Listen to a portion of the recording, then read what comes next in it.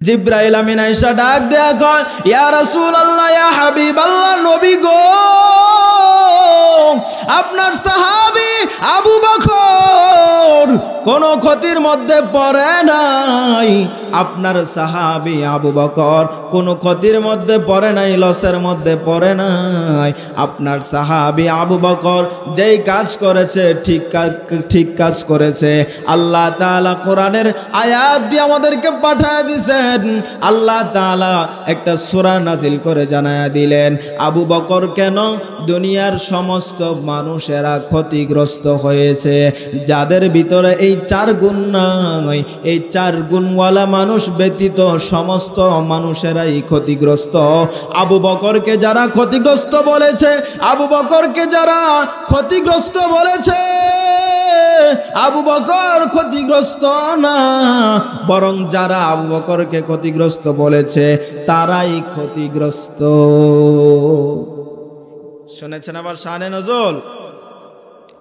কে সে আবু বকর?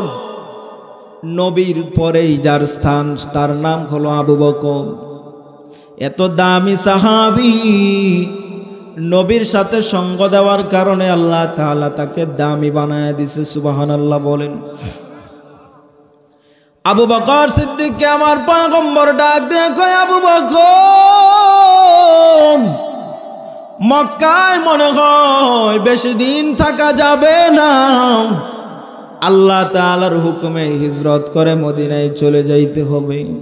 6 মাস আগে আবু বকরকে আল্লাহর পয়গম্বর বলেছিলেন আবু বকর হিজরত করতে হবে। সেই 6 মাস থেকে আবু বকর ঘুমায় না। হিজরতের রাত্রিতে পয়গম্বর যখন আবু বকরের দরজায় যায় হাজির হয়ে গেছে, আবু বকরের দরজায় টোকা দিতে দেরি হয়, আবু বকর সাথে সাথে দরজা খুলতে দেরি করে না। মায়ার নবী ডাক দেয়া কয়, আবু বকর, আপনি কি ঘুমান না? আবু বকর ডাক দেয়া কয়, পয়গম্বর, আপনি যেই দিন থেকে আমাকে বলেছেন হিজরত করতে হবে, আমি আবু বকর সেই দিন থেকে আমার পিঠটাকে বিছানার মধ্যে লাগাই না। কয়স কে মানন্দ নেহি আশিক লাইলা, मैं आशिक मौला हो मेरा इश्क दीवाना, ए जुमला जहां जिसकी तजल्ली से उजाला, ए जुमला जहां जिसकी तजल्ली से उजाला। जबान खुले सबाई पढ़ेन ला इलाहा इल्लाल्लाह। जबान खुले पढ़ेन লা ইলাহা।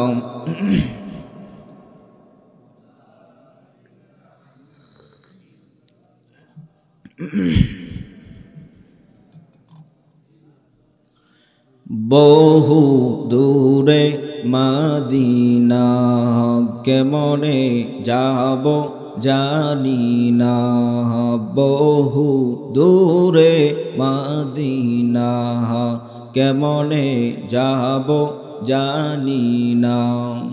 দয়া করো দয়ার আল্লাহ, মায়া করো মায়ার আল্লাহ, পুরাও দিলের ভাষণা লা ইলাহা ইল্লাল্লাহ, লা ইলাহা ইল্লাল্লাহ, লা ইলাহা ইল্লাল্লাহ।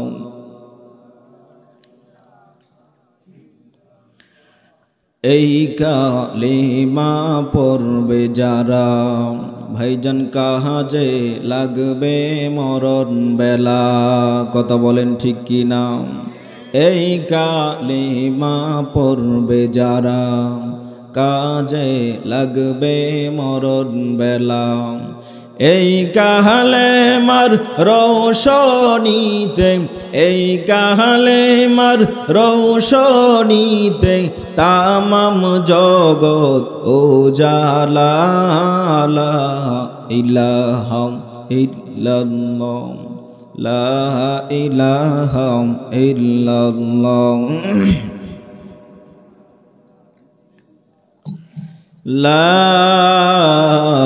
ইলাহা ইল্লাল্লাহু মুহাম্মাদুর রাসূলুল্লাহ সাল্লাল্লাহু আলাইহি ওয়াসাল্লাম। নাইকানি বাড়ি পূর্বপাড়া বাইতুন্নুর জামে মসজিদের উদ্যোগে যে মহান রব্বুল আলামিন আমাদেরকে দুনিয়াবি সমস্ত ঝামেলা থেকে ফারেক করে একদিনই মজমায় আমাদেরকে বসার তৌফিক দান করেছেন। সেই সন্ধ্যা থেকে এখন পর্যন্ত আমাদেরকে দ্বীনের নিসবতে কিছু কথা ওলামায়ে কেরামের জবান থেকে বলা এবং শোনার তৌফিক যে মহান মনিব আমাদেরকে দান করেছেন, এই জন্য সবাই দিল থেকে কালিমাতু শুকুর আদায় করি, বলি আলহামদুলিল্লাহ। আর একটু জবান খুলে বলেন আলহামদুলিল্লাহ। আপনাদের এই এলাকায় মাহফিল, আমার মনে হয় যে আপনাদের পুরো সমাজবাসী অথবা এই গ্রামের মানুষ যদি এখানে উপস্থিত হতো তাহলে এরকম প্যান্ডেল আরও 4টা লাগতো। কথা বলেন ঠিক কিনা? আমার মনে হয় যে এই সমাজে যারা আছে তাদের মধ্যে অনেকে আসে না, সমাজবাসী যারা আছে এই মহল্লার ভিতরে যারা আছে তারাই হয়তোবা এখানে উপস্থিত হন নাই। কথা বলেন ঠিক কিনা? কিন্তু এই মাহফিলটা, এই কোরআনের এই আয়োজন, এটা আপনাদের জন্য বড় নিয়ামত। কথা বলেন ঠিক কিনা? এই কোরআনের নিসবতে যদি বসতে পারেন তাহলে ফায়দা কি আমি পর্যায়ক্রমে বলবো ইনশাআল্লাহ। তবে এই আজকের এই মাহফিল হওয়াতে আপনারা খুশি না বেজার? জবান খুলে বলেন খুশি না বেজার? একটা রাত্র আল্লাহর জন্য ব্যয় করতে পারবেন তো ইনশাআল্লাহ? কত রাত্র বন্ধু বান্ধব নিয়ে গল্প গুজবে কাটায় দিছেন, কত রাত্র এই নদীতে মাছ ধরে কাটায় দিছেন, আছেন না নাই এরকম মানুষ? কত রাত্র বন্ধু বান্ধব নিয়ে বিভিন্ন খেলায় লিপ্ত হয়ে পুরোটা রাত চলে গেছে, কিন্তু দ্বীনের জন্য, আল্লাহর জন্য, ইসলামের জন্য একটি রাত আমরা বিলীন করতে পারবো তো ইনশাআল্লাহ? তো এই মাহফিল এটা হলো জান্নাতের বাগান। এই জান্নাতের বাগান আপনারা সাজাইছেন, তো এটার কদর করতে হবে আগে নিজের মহল্লার মানুষ। এটার কদর কারা করবে? আগে নিজের মহল্লার মানুষ। এটা একটা শুকরিয়ার বিষয় যে আপনাদের এখানে একটা দ্বীনি মাহফিল হচ্ছে। তো এই জন্য এই শুকরিয়া আদায় করবেন, এর পাশাপাশি সার্বিক সব দিক থেকে সাহায্য সহযোগিতা করে নিজে উপস্থিত হয়ে এখানে এটাকে কামিয়াব যদি করতে পারেন তাহলে আমরা কি পরিপূর্ণ সফলতা পাবো ইনশাআল্লাহ। তো এই মাহফিলটা আপনাদের এই এলাকার জন্য কি রহমত, আপনাদের জন্য শুকরিয়ার বিষয়। তো বয়ান তো সকলেই জানি যে নিয়ামত পাওয়ার পরে নিয়ামতের শুকর আদায় করতে হয়। কথা বলেন ঠিক কিনা? কার কথা এটা? আল্লাহ তাআলার কথা। আল্লাহ তাআলা বলেন লা ইন শাকারতুম লা আযীদান্নাকুম ওয়া লা ইন কাফারতুম ইন্না আযাবী লাশাদীদ। শুকরে নিয়ামত নিয়ামতাত আফযুকুনাত, কুফরে নিয়ামত নিয়ামতে নুকসাকুনাদ। আল্লাহ তাআলা বলেন, ও দুনিয়ার বান্দা বান্দিরা, আমি আল্লাহ তাআলার নিয়ামত পাওয়ার পর যেই বান্দারা আমি আল্লাহর নিয়ামতের শুকর আদায় করবা, আমি আল্লাহ তাআলা তোমাদের নিয়ামতকে আরো বহুত গুণে বৃদ্ধি করে দিব। বলেন সুবহানাল্লাহ। প্রক্ষান্তরে যেই বান্দা নিয়ামত পাওয়ার পরে নিয়ামতের শুকর আদায় করবে না, আমি আল্লাহ তাআলা ওই বান্দার প্রতি অসন্তুষ্ট হয়ে রাগান্বিত হয়ে ওই বান্দার থেকে নিয়ামতগুলো ছিনিয়ে নিব। শুধু তাই নয়, বান্দাকে এই অস্বীকৃতি করার কারণে, নাফরমানি করার কারণে আমি আল্লাহ তাআলা পরকালে বান্দার জন্য শাস্তি স্বরূপ বানায়া রাখলাম জাহান্নামের আগুন। এরে বান্দা, তুমি একটু চিন্তা করে দেখো কি পরিমাণে নিয়ামত আমার আল্লাহ তাআলা দিয়েছেন। আসমান তোমার জন্য নিয়ামত, জমিন তোমার জন্য নিয়ামত, চাঁদের আলো তোমার জন্য নিয়ামত, সূর্যের আলো তোমার জন্য নিয়ামত। এই জমিনের উপরে হাজারো রকমের ফল ফ্রুট বান্দা তোর জন্য নিয়ামত।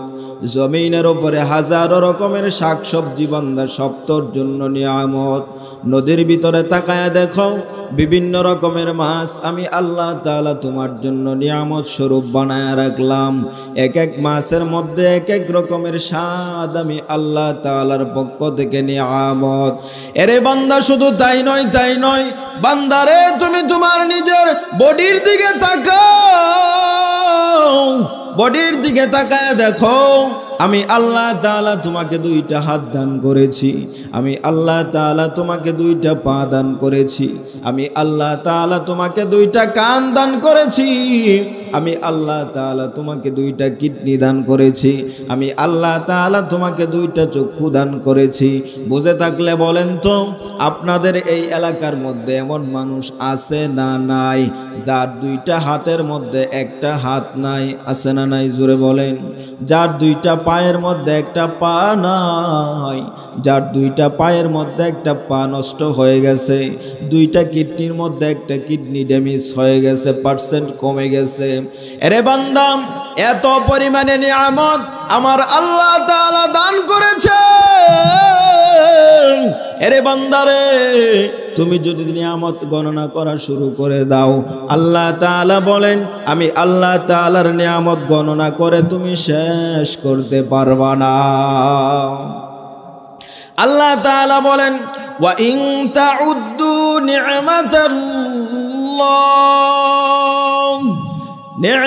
নি'মাতাল্লাহি লা তুহসুহা। আল্লাহু আকবার বলেন।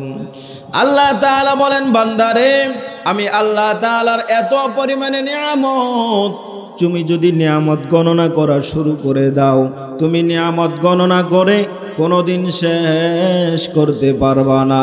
জবান খুলে বলেন আলহামদুলিল্লাহ। আলহামদুলিমান কদ্দারা খায়রাও ওয়া খাবালা, আলহামদুলিমান কদ্দারা খায়রাও ওয়া খাবালা, ওয়াশ শুকরু লিমান সাওয়ারা হুসনাও ওয়া জামালা, ওয়াশ শুকরু লিমান সাওয়ারা হুসনাও ওয়া জামালা। ফরদুন সমাদুন আন সিফাতিল খালকি বারিউন, রব্বুন আযালিয়ুন খালাকাল খালকা কামালা, রব্বুন আযালিয়ুন খালাকাল খালকা কামালা। লা জিদ্দা ওয়ালা নিদ্দা ওয়ালা হাদ্দা লিমাওলা, লা জিদ্দা ওয়ালা নিদ্দা ওয়ালা হাদ্দা লিমাওলা। আল আনা কামা কানা ওয়ালাম ইয়ালকা জাওয়ালা, আল আনা কামা কানা ওয়ালাম ইয়ালকা জাওয়ালা। আল্লাহ তাআলার এত পরিমাণে নিয়ামত আমরা বক্ষণ করতেছি, কথা বলেন ঠিক কিনা? এই নিয়ামত যদি আমরা নিয়ামতের শুকর আদায় যদি আমরা না করি, আল্লাহ তাআলার সব কিছু বক্ষণ করার পরে আমরা যদি মালিকের যদি শুকর আদায় না করি, আল্লাহ তাআলা আমাদের প্রতি অসন্তুষ্ট হবেন কি হবেন না? জোরে বলেন, হবেন না? আমার কথা কি আপনারা বুঝতেছেন? তো এই জন্য এই দিনটাকে কদর করা, কোনো জিনিসকে মূল্যায়ন করা। আল্লাহর নবী বলেন ইগতানিম খামসান ক্বাবলা খামসিন, শাবাবাকা ক্বাবলা হারামিক, ওয়া সিহহাতাকা ক্বাবলা সাকামিক, ওয়া গিনাকা ক্বাবলা ফাকরিক, ওয়া ফারাগাকা ক্বাবলা শুগলুক, ওয়া হায়াতাকা ক্বাবলা মাউতিক।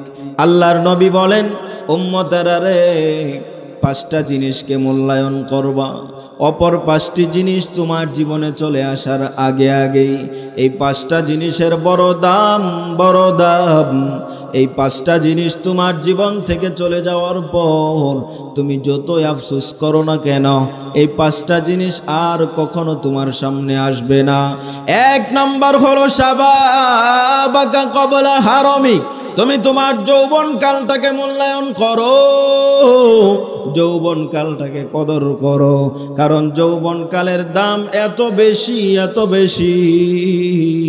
হায়াতে জিন্দেগির মধ্যে যতটুকু হায়াত দিয়া আল্লাহ তাআলা দুনিয়ার জমিনে পাঠাইছেন, তার মধ্যে আল্লাহ তাআলার কাছে সবচাইতে প্রিয় সময় হলো যৌবন কালের সময়। সুবহানাল্লাহ বলেন।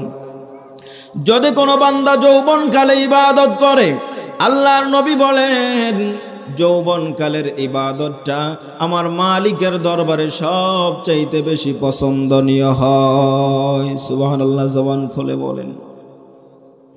আল্লাহর নবী হাদিসের মধ্যে বলেন, কিয়ামতের মাঠ যেদিন কায়েম হয়ে যাবে, কিয়ামতের মাঠে আল্লাহ তাআলার আরশে আজিমের ছায়া ব্যতীত আর কোনো ছায়া থাকবে না। সেদিন মালিকের আরশে আজিমের ছায়া ব্যতীত আর কোনো ছায়া নাই। আল্লাহ তাআলার আরশে আজিমের নিচে 7 শ্রেণীর মানুষ স্থান পাবে। কয় শ্রেণীর মানুষ? জবান খুলে বলেন। 7 শ্রেণীর মানুষ আল্লাহ তাআলার আরশে আজিমের নিচে স্থান পাবে। তার মধ্যে এক প্রকারের বান্দা হলো তারা যারা দুনিয়ার জমিনে যৌবনকালে ইবাদত করে। এই জন্য ভাইরা আমার, যৌবনকালটা আমার মালিকের দরবারে সব চাইতে বেশি প্রিয়। দুনিয়ার জমিনেও যৌবনকালের দাম সবচাইতে প্রিয়। কথা বলেন ঠিক কিনা? 2 নাম্বার নবী বলেন, ওয়াসিহাতাকা ক্বাবলা সাকামিক, তুমি তোমার সুস্থতার জীবনটাকে কাজে লাগাও অসুস্থ হয়ে যাওয়ার আগে আগেই। সুবহানাল্লাহ বলেন। কারণ তুমি তোমার সুস্থতার জিন্দেগি কাজে লাগাও। সুস্থ অবস্থায় তুমি যদি একটা রুকুতে যাও, একটা রুকু দিয়া যদি আধা ঘন্টা সময় কাটায় দাও, আধা ঘন্টা সময় কাটানো সম্ভব। কিন্তু যখন তুমি অসুস্থ হয়ে যাইবা, তখন তুমি ভালোভাবে রুকু করতে পারবা না, সিজদাও করতে পারবা না। কথা বলেন ঠিক কিনা? এই জন্য নবী বলেন, তুমি তোমার সুস্থতার জীবনকে কাজে লাগাও। 3 নাম্বার হলো ওয়াগিনাকা ক্বাবলা ফাকরিক, তুমি তোমার সচ্ছলতার জীবনকে কাজে লাগাও দারিদ্রতা তোমাকে গ্রাস করার আগে আগেই। ও টাকাওয়ালা ভাই, ও ক্ষমতাওয়ালা ভাই, দিলের কান দিয়ে কথাগুলো শোনো। আজকে তোমার টাকা আছে, তুমি টাকার গরমে গরিবকে মানুষই মনে করো না। গরিবের উপরে চোখ রাঙানি দাও, গরিবের উপরে আঙুল উঁচা করে কথা বলতে চাও, গরিবকে তোমার মানুষ মনে হয় না। ও ক্ষমতাওয়ালা ভাই, ক্ষমতা পাওয়ার পরে তুমি মনে হয় যে ক্ষমতার বাহাদুরি করো, তুমি নিরীহ মানুষের উপরে অত্যাচার করো, ওলামায়ে কেরামের উপরে জুলুম করতে যাও। মনে রাখবা, এই ধন সম্পদ, টাকা পয়সা, ক্ষমতা সব কিছু দেওয়ার মালিককে। জুড়ে আওয়াজ করে বলেন। আল্লাহ তাআলা বলেন, ইন্না রাব্বাকা ইয়াবসুতুর রিজকা লিমান ইয়াশা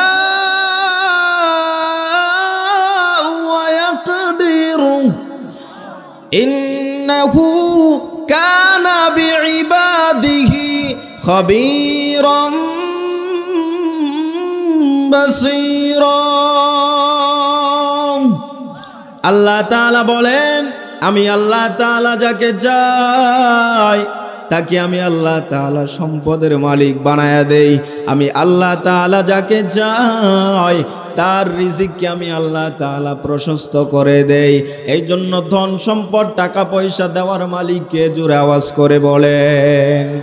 আবার সেই ধন সম্পদ, টাকা পয়সা আমার আল্লাহ তাআলা ছিনায়া নিতে পারেন কি পারেন না? জোরে বলেন। নদীর কুল ভাঙে ও কুল গড়ে, এই তো নদীর খেলা। সকাল বেলার ধনীরে তুই ফকির সন্ধ্যা বেলা। কথা বলেন ঠিক কিনা? ক্ষমতা দেওয়ার মালিককে জুড়ে বলেন, ইজ্জত দেওয়ার মালিককে জুড়ে বলেন, সম্পদ দেওয়ার মালিককে জুড়ে আওয়াজ করে বলেন। ওয়া তুইজ্জু মান তাশা ওয়া তুযিল্লু মান তাশা। ইজ্জত দেওয়ার মালিককে জোরে আওয়াজ করে বলেন, জিল্লতি দেওয়ার মালিককে জোরে আওয়াজ করে বলেন। যে আল্লাহ তাআলা ক্ষমতার চেয়ারে বসাতে পারেন, সেই আল্লাহ তাআলা লাঞ্ছিত করে ক্ষমতার চেয়ার থেকে সরাইয়াও দিতে পারেন।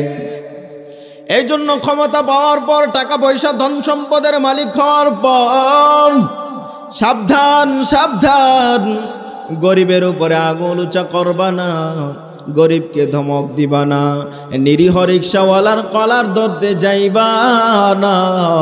সাবধান সাবধান, আমার আল্লাহ তাআলা তোমাকে টাকার মালিক বানাইছেন, আমার আল্লাহ তাআলা তোমাকে ক্ষমতার মালিক বানাইছেন। যে আল্লাহ তাআলা টাকার মালিক বানাইছেন, যে আল্লাহ তাআলা ক্ষমতার মালিক বানাইছেন, সে আল্লাহ তাআলা ইচ্ছা করলে তোমার থেকে টাকাও ছিনায় নিতে পারেন, ক্ষমতাও ছিনায় নিতে পারেন। কথা বলেন ঠিক কি না? قادر قدرت داري بركمال أنت ربي أنت حسبي ذو الجلال তুহি قادر جليل الله جهادر بہر حال তুহি মেরা নিগাহদার। এই জন্য ভাইরা আমার 3 নম্বরে যে জিনিসটা বলেছিলাম, ওয়াগিনাকা ক্বাবলা ফাকারিক, আল্লাহর নবী বলেন তোমার সচ্ছলতার জীবনকে কাজে লাগাও দারিদ্রতা গ্রাস করার আগে আগেই। 4 নম্বর পয়গম্বর বলেন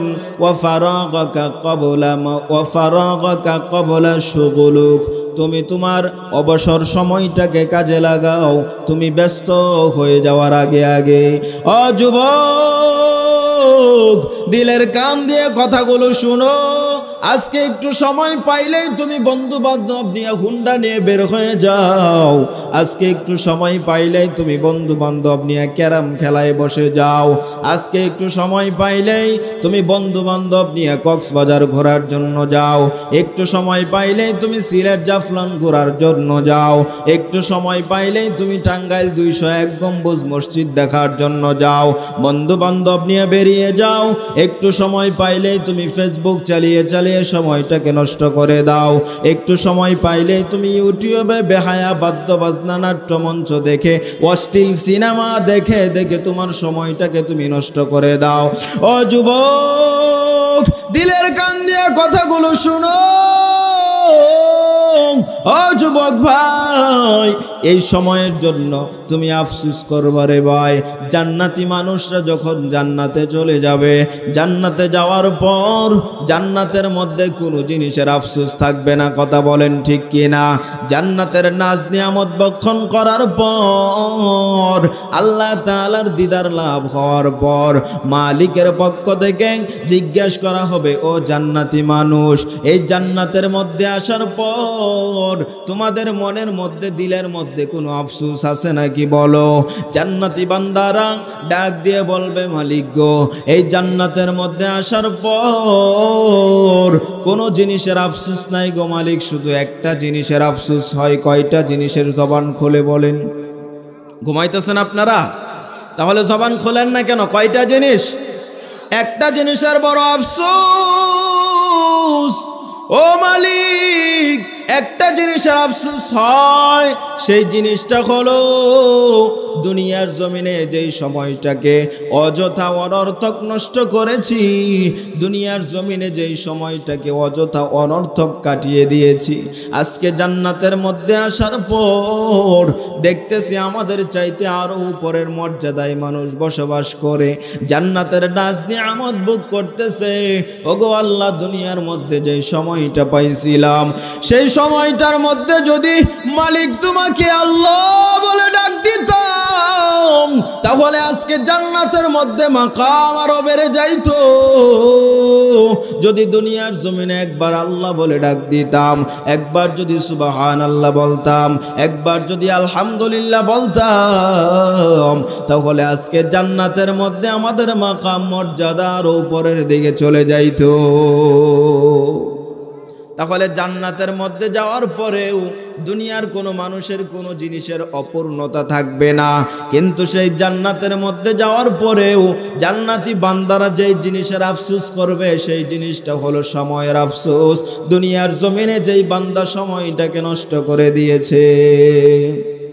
এই জন্য যুবক ভাই, আজকে একটু সময় পাইলে তুমি ঘুরতে যাও। না না, তুমি ঘোরার জন্য বের হইও না রে ভাই।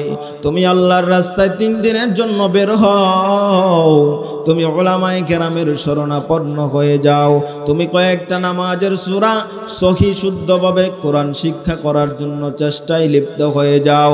5 নাম্বার পয়গম্বর বলেন ওয়া হায়াতাকা ক্বাবলা মাউতিক, তুমি তোমার হায়াতের জিন্দেগি কাজে লাগাও মরণ চলে আসার আগে আগেই।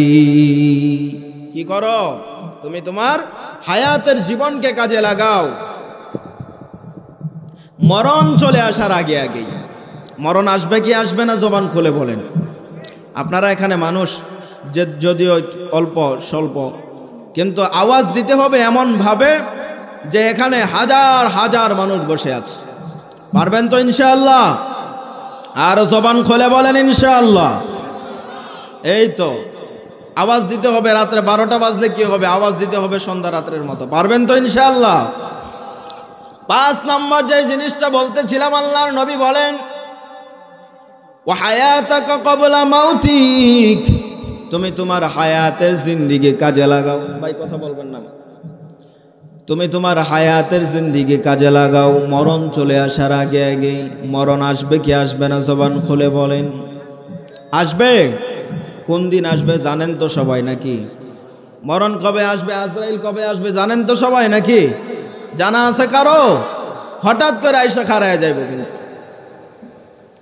এই জন্য আল্লাহ তাআলা বলেন কুল ইন্নাল মাউতাল্লাযী তাফিররুনা মিনহু ফাইন্নাহু মুলাকীকুম সুম্মা তুরাদ্দুনা ইলা আলিমিল গায়বি ওয়াশ শাহাদা। আল্লাহ তাআলা বলেন দুনিয়ার জমিনের মানুষ শুনো, মরণ থেকে তুমি যতই পালার জন্য চেষ্টা করো না কেন, মরণ কিন্তু আয়েশা আজরাইল সময় মতন আয়েশা তোমার সাথে মোলাকাত করবে। আল্লাহ তাআলা বলেন ফাইদা জাআ আজালুহুম লা ইস্তাখিরুনা সাআতাও ওয়া লা ইস্তাকদিমুন।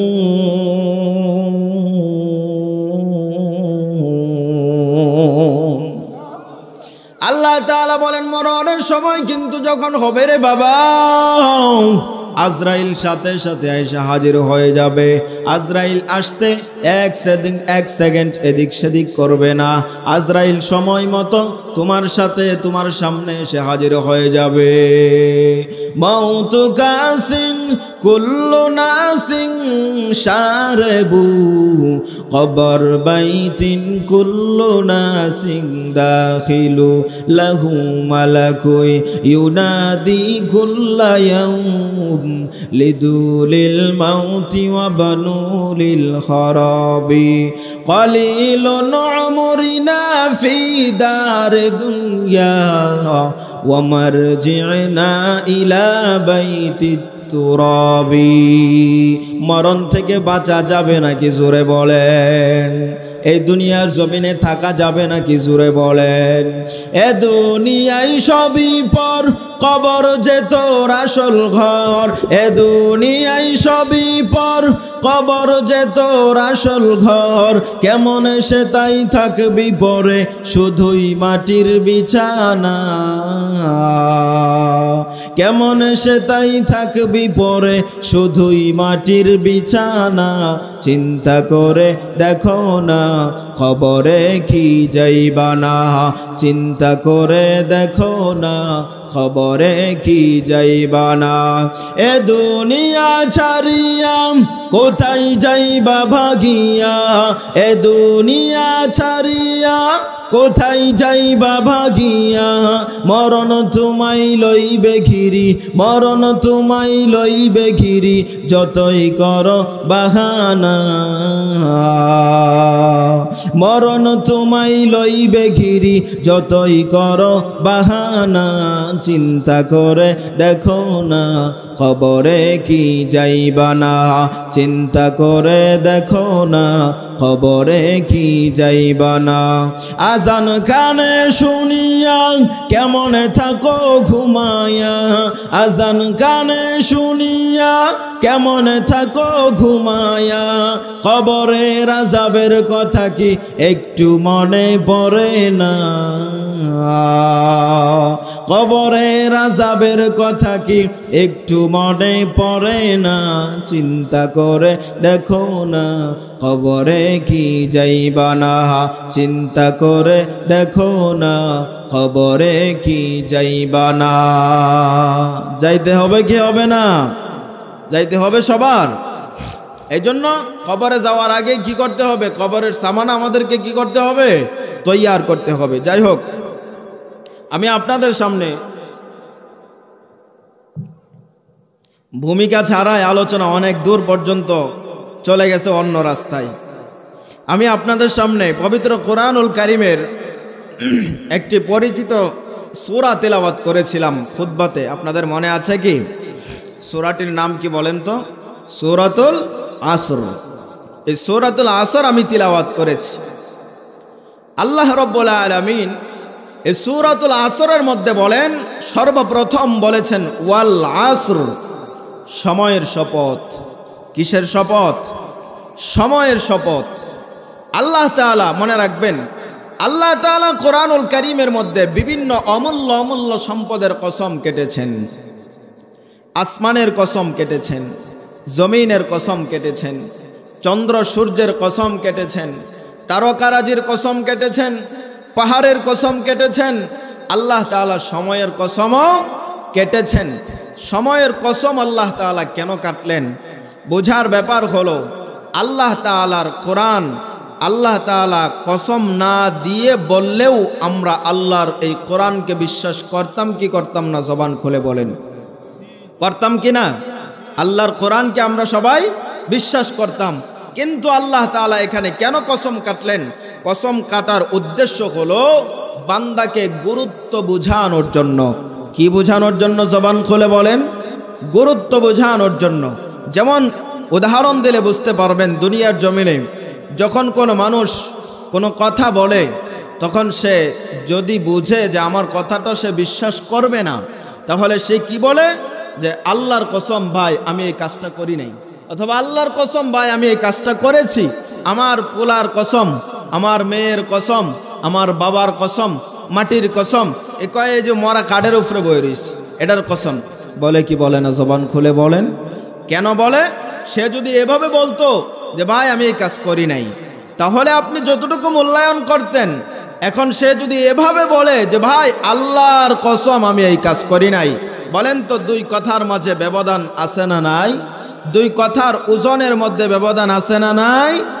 কারণ সে কসমবিহীন কথাটাকে মানুষ মূল্যায়ন করতে চায় না, কিন্তু কসমওয়ালা জিনিসটাকে, কসমওয়ালা কথাকে মানুষ বড় মূল্যায়ন করে, ওজনের মধ্যে নিয়ে যায়। ঠিক তেমনি ভাবে আল্লাহ তাআলাও বুঝাইছেন দুনিয়ার মানুষ, আমি আল্লাহ তাআলা সময়ের কসম কাটলাম, কারণ সময়টা বড় দামি জিনিস। আল্লাহ তাআলা বুঝাইছেন ওয়াল আসর, সময়ের শপথ। মুফাসসিরিনে কারাম বলেন, আদম আলাইহিস সালাতু ওয়াস সালাম থেকে নিয়ে কিয়ামত আগ পর্যন্ত যত সময় আছে, সমস্ত যুগকে, সমস্ত সময়কে সমষ্টিগতভাবে আল্লাহ রাব্বুল আলামিন ওয়াল আসর দ্বারা বুঝিয়েছেন। আল্লাহ তাআলা বলেন, ইন্নাল ইনসানা লাফি খুসর, নিশ্চয় সমস্ত মানুষেরা ক্ষতির মধ্যে ক্ষতিগ্রস্ত, সমস্ত মানুষেরা ধ্বংস। কথা কি শেষ? না। তাহলে সমস্ত মানুষ যদি ক্ষতিগ্রস্ত হয়ে যায়, তাহলে আমরা আল্লাহর ইবাদত করে কি লাভ হইব? আল্লাহ তাআলা বলেন ইল্লাল্লাযীনা আমানু। আল্লাহ তাআলা এখানে কথা শেষ করেন নাই।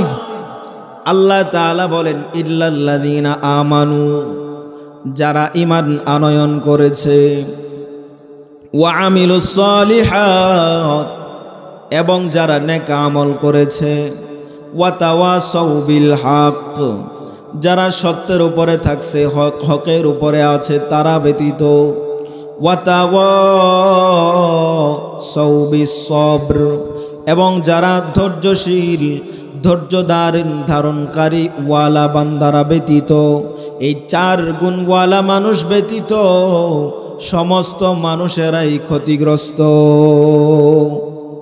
4 গুণওয়ালা মানুষ ব্যতীত কি সমস্ত মানুষেরাই ক্ষতিগ্রস্ত। এই হলো সূরার সংক্ষিপ্ত তর্জমা। এখন জানার বিষয় হলো এই সূরাটি হলো মক্কায় অবতীর্ণ। সূরাটি কোরআনুল কারীমের 103 নম্বর সূরা। সিরিয়ালগত দিক থেকে কয় নম্বর সূরা? 103 নম্বর সূরা। সূরার মধ্যে আয়াত সংখ্যা হলো মাত্র 3টি। তো এই সূরাটার আমরা সংক্ষিপ্ত তর্জমা শুনলাম।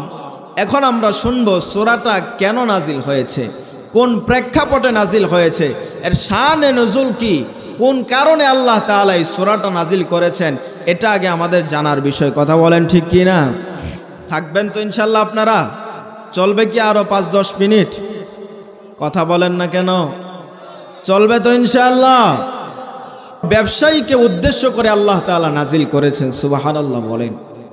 সেই ব্যবসায়ীর নাম হলো হযরতে আবু বকর সিদ্দিক রাদিয়াল্লাহু তাআলা আনহু, সুবহানাল্লাহ বলেন। ওনাকে কেন্দ্র করে আল্লাহ তাআলা এই সূরা নাজিল করেছেন। আবু বকর সিদ্দিক রাদিয়াল্লাহু তাআলা আনহু পেশায় একজন ব্যবসায়ী মানুষ ছিলেন।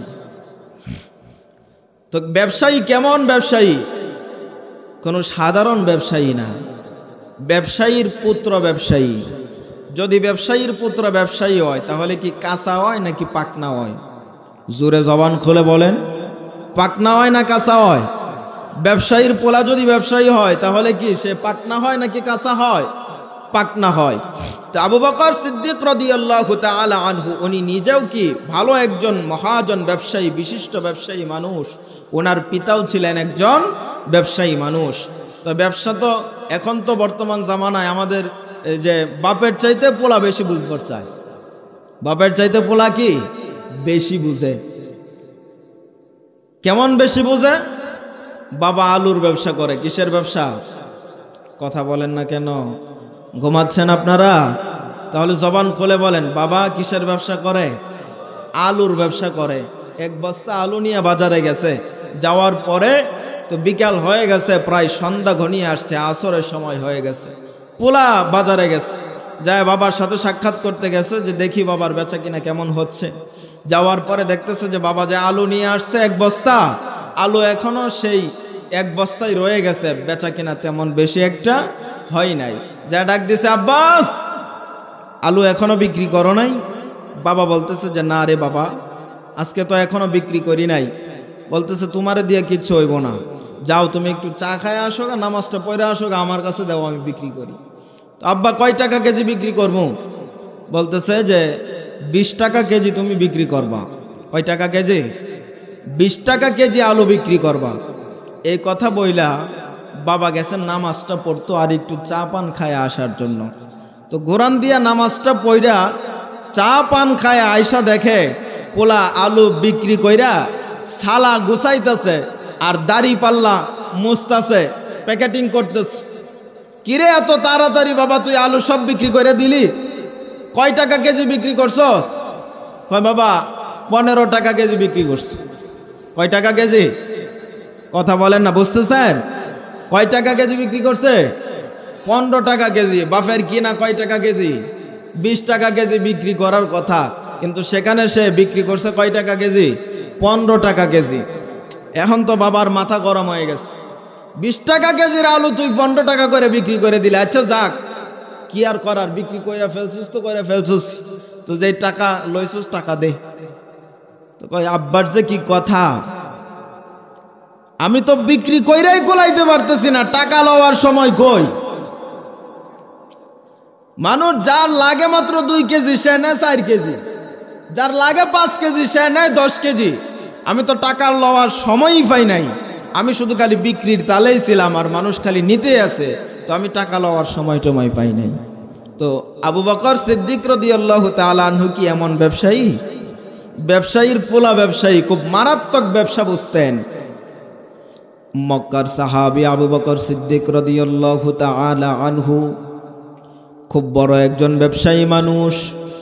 পয়গম্বর আরবি সাল্লাল্লাহু আলাইহি ওয়াসাল্লাম যখন নবুয়ত প্রাপ্ত হয়ে গেলেন, খুব মনোযোগ দেন, আল্লাহর পয়গম্বর যখন নবুয়ত প্রাপ্ত হয়ে গেলেন, পয়গম্বর আরবি সাল্লাল্লাহু আলাইহি ওয়াসাল্লাম আবু বকরের কাছে দাওয়াত নিয়ে চলে গেছে। আবু বকরকে যা বলতেছে, আবু বকর কালিমা পড়ো, মুসলমান হও। আবু বকর সিদ্দিক রাদিয়াল্লাহু তাআলা আনহু সাথে সাথে কালিমা পড়ে মুসলমান হয়ে যায়। ইসলামের মধ্যে স্বাধীন পুরুষদের মধ্যে সর্বপ্রথম মুসলমান পয়গম্বরের সাহাবী আবু বকর। নবীজির পরেই যার স্থান। পয়গম্বর আরবি যখন দ্বীনের দাওয়াত দিলেন, আবু বকর সিদ্দিক সাথে সাথে কালেমা পড়ে মুসলমান হয়ে গেছে। মক্কার মানুষেরা প্রশ্ন করে, আবু বকর মুহাম্মদকে যাচাই বাছাই না করে মুহাম্মদের কালেমা পড়েছো, মুসলমান হয়ে গেছো, কারণটা কি বুঝলাম না। আমরা তো কেউ মুহাম্মদকে বিশ্বাস করি না, আর সেই মুহাম্মদ তোমার কাছে দ্বীনের দাওয়াত নিয়ে আসছে, আর তুমি সাথে সাথেই যাচাই বাছাই না করেই তুমি কালেমা পড়ে মুসলমান হয়ে গেছো। আবু বকর সিদ্দিক রাদিয়াল্লাহু তাআলা আনহু দুনিয়ার মানুষদেরকে ডাক দিয়ে কয়, ও দুনিয়ার মানুষ শুনো, আবু বকর আমার বয়সে মাত্র আমরা 2 বছরের ব্যবধান। কয় বছর? জবান খুলে বলেন। আমরা মাত্র 2 বছরের ব্যবধান। মুহাম্মদকে আমি শিশুকাল থেকেই চিনি। মুহাম্মদের সাথে আমার কিশোরকাল কেটেছে, মুহাম্মদের সাথে আমার কিশোরকাল কেটেছে, মুহাম্মদের সাথে আমার যৌবনকাল কেটেছে। এই হায়াতে জিন্দেগির মধ্যে কোনোদিন কোনো সময় আমি মুহাম্মদকে একটা মিথ্যা কথা বলতে আজও পর্যন্ত দেখি নাই। সুবহানাল্লাহ। আরো জবান খুলে বলেন না সুবহানাল্লাহ। যেহেতু মুহাম্মদকে আমি ছোটকাল থেকে চিনি, অতএব মুহাম্মদকে জীবনে কোনোদিন একটা মিথ্যা কথা বলতে আমি দেখি নাই। অতএব মুহাম্মদকে যাচাই বাছাই করার জন্য আমার কোনো প্রয়োজন নাই। মুহাম্মদ কালেমার দাওয়াত নিয়ে আসছে, আমি নির্বিঘ্নে কালেমা পড়ে মুসলমান হয়ে গেছি। আবু বকর সিদ্দিক রাদিয়াল্লাহু তাআলা আনহু যখন কালেমা পড়ে মুসলমান হলেন, কথাগুলো দিল দিয়া বুঝবেন। আবু বকর সিদ্দিক পেশায় কি? একজন ব্যবসায়ী মানুষ। পেশায় কি? জুবান খুলে বলেন। পেশায় একজন ব্যবসায়ী মানুষ। এবার যখন পয়গম্বর দেখলেন আবু বকর কালেমা পড়ে মুসলমান হয়ে গেছে, পয়গম্বর ডাক দেয়, কয় আবু বকর শুধু একা মুসলমান হলেই চলবে না, এই কালেমার দাওয়াত মানুষের ধারে ধারে পৌঁছায় দিতে হবে। আবু বকর এখন কি করবা জানো? ও আবু বকর, এখন তুমি যে কালেমা পড়ে মুসলমান হয়ে গেছো, তুমি এখন মানুষের কাছে দ্বীনের দাওয়াতটা পৌঁছায় দিবা। আবু বকর সিদ্দিক রাদিয়াল্লাহু তাআলা আনহু নিয়ত করলেন 6 ঘন্টা সময় তিনি দ্বীনের দাওয়াত দিবেন, আর বাকি 6 ঘন্টা সময় তিনি দোকানে দিবেন। 12 ঘন্টা সময়ের মধ্যে তিনি কি করলেন? 6টা ঘন্টা সময় তিনি দ্বীনের দাওয়াতের জন্য ব্যয় করবেন, আর 6 ঘন্টা সময় তিনি কি করবেন? ব্যবসা করবেন। এভাবে চলতেছিল। আবু বকর সিদ্দিক রাদিয়াল্লাহু তাআলা আনহু যখন দ্বীনের দাওয়াত দিতে লাগলেন, এক পর্যায়ে যখন দাওয়াতের মজা আবু বকর সিদ্দিক রাদিয়াল্লাহু তাআলা আনহুর অন্তরের মধ্যে যখন গেঁথে গেছে, দাওয়াতের মজা যখন অনুভব করলেন, এবার আবু বকর সিদ্দিক 6 ঘন্টা সময় যে দোকানে দিতেন, সেখান থেকে মাত্র 3 ঘন্টা সময় দোকানে দেন, আর দোকান থেকে বাকি 3 ঘন্টা সময় এনে তিনি দাওয়াতের কাজে যোগ করে দিলেন। এবার বুঝে থাকলে বলেন তো হিসাব, আগে দাওয়াত দিতেন কয় ঘন্টা? 6 ঘন্টা।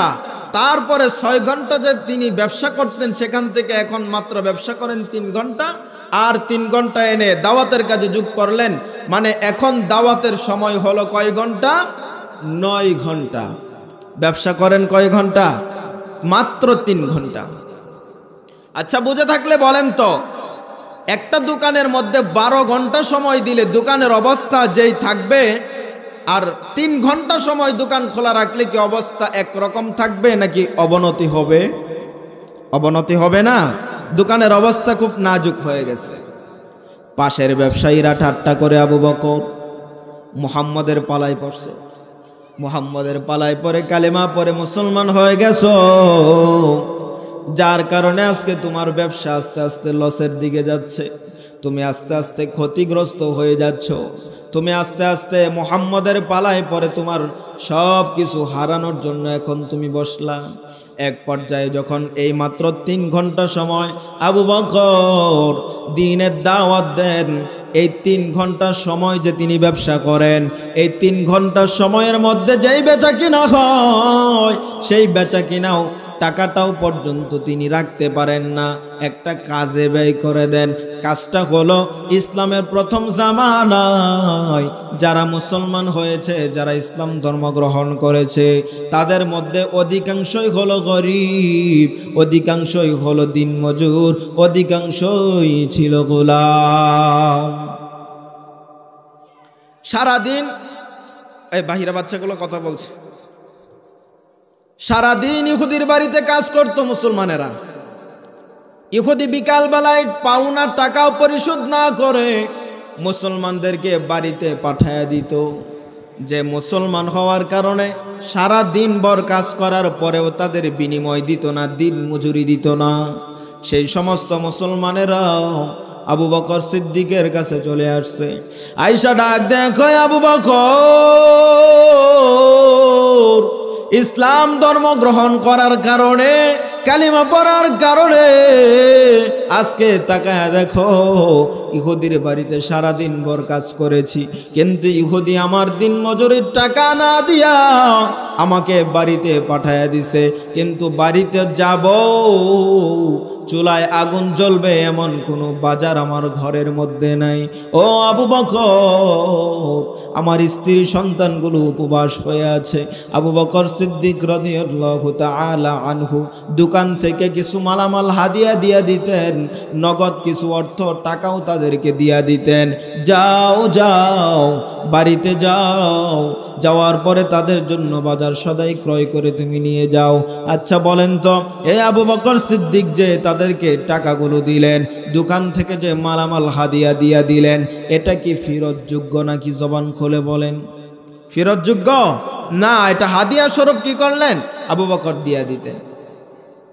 এক পর্যায়ে যখন অবস্থা ব্যবসার খুবই খারাপ, আবু বকর সিদ্দিক রাদিয়াল্লাহু তাআলা আনহু নিয়ত করলেন দোকানটাকেও বিক্রি করে দিবেন। আবু বকর সিদ্দিক রাদিয়াল্লাহু তাআলা আনহু দোকান বিক্রির জন্য এবার রওনা দিলেন। কোথায়? বাজারে দোকান বিক্রির জন্য রওনা দিলেন। রওনা দেওয়ার পরে কিছু দূর যাওয়ার পর তাকায় দেখেন মরুভূমির উত্তপ্ত বালুর উপরে শুয়া হযরত বিলালকে এত পরিমাণে অত্যাচার করা হচ্ছে। বিলালের পিঠের উপরে বড় বড় পাথর দিয়ে এত জোরে চাপ, বিলাল শুধু আহাদ আহাদ বলে চিৎকারের আওয়াজ, বিলাল শুধু আহাদ আহাদ বলে চিৎকার করতে থাকে। আর উমাইয়া এত পরিমাণে অত্যাচার বিলালের উপরে দিচ্ছে, বিলাল তবুও কালেমা ছাড়ে না, বিলাল তবুও কালেমা ছাড়ে না। এবার আবু বকর রাদিয়াল্লাহু তাআলা আনহু বিলালকে কানে কানে পরামর্শ দিলেন, ও বিলাল, আল্লাহ তাআলার নাম যে জোরে জোরে নাও, তার জন্য ইহুদি খ্রিস্টান তাদের অন্তরের মধ্যে হিট আসে, রাগ আসে, যার কারণে তোমার মালিক তোমার উপরে অত্যাচারের স্টিম রোলার বেশি করে চালায়া দেয়। ও বিলাল শোনো, আমরা তো এমন মালিককে পেয়েছি, এমন আল্লাহ আমাদের খোদা, যে আল্লাহকে আস্তে ডাক দিলেও আমার আল্লাহ শুনেন, জোরে ডাক দিলেও আমার আল্লাহ তাআলা শুনেন। কথা বলেন ঠিক কি না? আমার আল্লাহ তাআলাকে আস্তে ডাক দিলেও আমার আল্লাহ তাআলা শুনেন, আল্লাহ তাআলাকে জোরে ডাক দিলেও আমার মালিক শুনেন। আল্লাহ তাআলা প্রত্যেকটা বান্দার দিলের খবর পর্যন্ত রাখেন। কথা বলেন ঠিক কি না? ও বিলাল, তোমাকে যখন অত্যাচার করা হয় তখন তুমি আল্লাহর নামটা একটু আস্তে আস্তে নিবা, যার কারণে আস্তে আস্তে নেওয়ার কারণে তাদের অন্তরের মধ্যে হিট আসবে না, রাগ আসবে না। যখন তুমি আল্লাহর নামটা জোরে জোরে নাও তখন তাদের অন্তরের মধ্যে হিট আসে, রাগ আসে, যার কারণে তোমাকে অত্যাচারের স্টিম রুলার আরো বেশি করে চালায়া দেয়। ও বিলাল, আমার পরামর্শটা মানার জন্য চেষ্টা করবা। বিলাল শুধু ইশারায় বোঝায়া দিলেন আবু বকর, মানার জন্য চেষ্টা করব ইনশাআল্লাহ। এই কথা বলে যখন আবু বকর সিদ্দিক চলে গেলেন, দোকান বিক্রির জন্য চলে গেলেন, দোকান বিক্রি করে দিলেন, টাকা নিয়ে নিলেন। পার্শ্ববর্তী ব্যবসায়ীরা যারা ছিল বন্ধু বান্ধব, তারা ঠাট্টা মস্কারি করে আবু বকর, মুহাম্মদের পালায় পরে ব্যবসা নষ্ট করেছো, মুহাম্মদের পালায় পরে আজকে দোকানটাকেও পর্যন্ত বিক্রি করে দিলা। ব্যবসায় তো তোমার লস খাইছোই, লাস্ট পর্যন্ত যে দোকানটা ছিল এই দোকানটাকেও কি করলা? তুমি বিক্রি করে দিলা। কিন্তু আবু বকর সিদ্দিক রাদিয়াল্লাহু তাআলা আনহু দোকান বিক্রির টাকা নিয়ে যখন বাড়ির দিকে রওনা দেয়, খুব খেয়াল করেন, মনোযোগ দেন, পুরাটা ঘটনা কিন্তু শানে নুজুল, ওয়াল আসরের শানে নুজুল। আবু বকর সিদ্দিক যখন দোকান বিক্রির টাকা নিয়ে রওনা দেন, রওনা দেওয়ার পরে আস্তে আস্তে তাকায়া দেখে বিলালকে সেই সকালবেলা যেইভাবে দেখে গেছেন, বিকাল বেলায় আবু বকরকে ঠিক সেইভাবে বিলালকে অত্যাচার করা হচ্ছে। এবার যখন আবু বকর সিদ্দিক রাদিয়াল্লাহু তাআলা আনহু দেখে আর সহ্য করতে পারেন নাই, বিলালকে ডাক দেয়, কই বিলাল, সকালে তোমাকে পরামর্শ দিয়েছিলাম আল্লাহর নামটা একটু আস্তে আস্তে নেওয়ার জন্য। বিলাল ডাক দেয়, কয় আবু বকর, তুমি তো পরামর্শ দিয়েছিলা, তবে পরামর্শ আমি মানতে পারি নাই। এরা যখন আমাকে রক্তাক্ত করে অত্যাচারের স্টিম রোলার আমার উপরে চালায়, আর তখন আমি জোরে জোরে আমার মালিকের নামটা নেই, তখন আমার দিলের ভিতরে প্রশান্তি আসে। এরা রক্তাক্ত করে আমার শরীর, এরা আঘাত করে আমার শরীরে, আর আল্লাহ তাআলার পক্ষ থেকে শান্তি ঢেলে দেন আমার অন্তরে। কাফেররা অত্যাচার করে বিলালের শরীরে, আর আল্লাহ তাআলা শান্তি ঢেলে দেন বিলালের অন্তরে। বুঝে থাকলে বলেন তো, শান্তির সম্পর্কটা কি দেহের সাথে নাকি মনের সাথে? জবান খুলে বলেন। মনের শান্তি যদি না থাকে তাহলে 10 তলা বিল্ডিং এর উপরে এসির ভিতরে ঘুম নাই, টেনশন আর টেনশন। মনের মধ্যে যদি শান্তি থাকে তাহলে রেল লাইনে যায় দেখেন কত মানুষ ঘুমায় রয়েছে, মসজিদের বারান্দায় শুয়ে দেখেন কত মানুষ ঘুমায় যায়, কত মানুষ গাড়িতে বসে ঘুমায় যায়, কত রিক্সাওয়ালা গাড়িতে রিক্সার মধ্যে বসে বসে শুয়ে শুয়ে ঘুমায় যায়। কত বলেন ঠিক কিনা? আবার আরেকজন 10 তলা বিল্ডিং এর উপরে হালাল হারাম না বানিয়া 10 তলা বিল্ডিং সাজাইছে, সেই 10 তলা বিল্ডিং এর উপরে এসির ভিতরে ঘুমের ট্যাবলেট খায়াও ঘুম ধরে না। তাহলে শান্তির সম্পর্ক কিসের সাথে? মনের সাথে, অন্তরের সাথে। ভাইরা আমার, আবু বকর সিদ্দিক যখন দেখলেন বিলালকে এত পরিমাণে অত্যাচার করা হয়, ডাকলেন, বিলাল তোমার মালিককে ডাকো। বিলালের মালিককে ডাকা হয়। মালিককে ডাক দেয়া কয়, আপনি যে বিলালকে এত পরিমাণে অত্যাচার করতেছেন, এটা আপনি কোন আইন দ্বারা করতেছেন? মক্কায় তো এমন আইন নাই, গোলামের উপরে এত নির্যাতন করার আইন তো আমাদের মক্কার মধ্যে নাই। মালিক ডাক দেয়া কয়, আবু বকর, বিলালকে অত্যাচার করার কারণে তোমার কি মায়া লাগে নাকি? কি বুঝবেন? বিলালকে অত্যাচার করার কারণে তোমার মধ্যে কি মায়া লাগে নাকি? আবু বকর ডাক দেয়া কয়, হা হা, অবশ্যই আমার তো মায়া লাগবেই, কারণ সেও একজন মুমিন, আমিও একজন মুমিন। সে কি আমার দিনী ভাই, সে তো একজন মুমিন মুসলমান, অবশ্যই তো মায়া লাগবে। বলে, মায়া যদি লাগে তাহলে কি করো? বিলালকে ক্রয় করে নিয়ে যাও, বিলালকে ক্রয় করে নিয়ে যাও। বলে, দাম বলেন। বিলালের মালিককে আবু বকর বলতেছে, দাম বলেন, কারণ আবু বকরের পকেটের মধ্যে দোকান বিক্রির টাকা আছে, মনের মধ্যে কি আলাদা একটা সাহসও আছে। দাম বলেন। কিন্তু এমন একটা দাম চাইছে যেন বিলালকে ক্রয় করতে না পারে। এক গোলামের দাম চায় না, বরং 3 গোলামের 3 ডাবল দাম বেশি চাইছে, যেন ক্রয় করতে না পারে। কিন্তু আবু বকরের পকেটের মধ্যে টাকা, আবু বকর সাথে সাথেই ক্রয় করে ফেলেছে, 3 ডাবল দাম নিয়ে ক্রয় করে ফেলেছে। কারণ আবু বকরের কাছে বিলালের দাম গোলাম হিসাবে না, গোলাম হিসাবে না, আবু বকরের কাছে বিলালের দাম একজন মুমিন হিসাবে। এই জন্য আবু বকর একজন মুমিন হয়ে আরেকজন মুমিনের কষ্ট সহ্য করতে পারে নাই, যার কারণে বিলাল 3 ডাবল দাম দিয়ে বিলালকে ক্রয় করেছে আবু বকর। এখান থেকে আরেকটা মেসেজ নেন। আজকে তামাম গোটা দুনিয়ার মুসলমানেরা লাঞ্ছিত হয়, কথা বলেন ঠিক কিনা? আরো জবান খুলে বলেন, কথা বলেন ঠিক কিনা?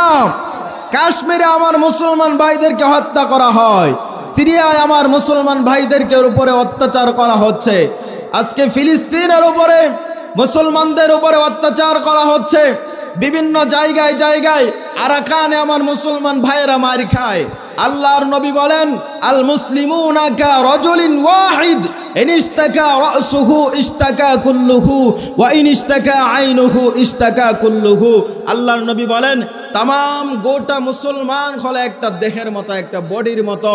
গোটা মুসলমান বিশ্বের যে কোনো প্রান্তে যদি মুসলমান মাইর খায়, মুসলমান যদি অপমানিত হয়, মুসলমান যদি অপদস্থ হয়, মুসলমান যদি লাঞ্ছনা বঞ্চনার শিকার হয়, মুসলমানের উপরে যদি অত্যাচার করা হয়, তাহলে দুনিয়ার যে কোনো প্রান্তে মুসলমান অপমানিত হবে, নির্যাতিত হবে। অপর প্রান্তের মুসলমানেরা তাদের ব্যথায় ব্যথিত হবে।